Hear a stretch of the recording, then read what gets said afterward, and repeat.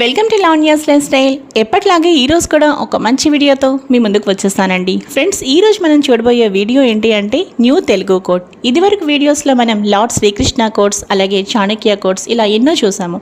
ఈరోజు ఒక new Telugu coat చూసేద్దాం. భగవంతుడి చల్లని చూపు లభించకపోతే మంచివారితో మైత్రీ బంధం అసలే దొరకదు. భగవంతుడి చల్లని చూపు లభించకపోతే మంచివారితో మైత్రీ బంధం అసలే దొరకదు. ఈ చక్కని మాట, ఈ మంచి మాట మనకి చెప్పిన వారు తులసీదాసు. ఇక తులసీదాసు ఎవరు అంటే హనుమాన్ చాలీసా గ్రంథాన్ని చక్కగా రచించి గానం చేసిన వారు తులసీదాసు.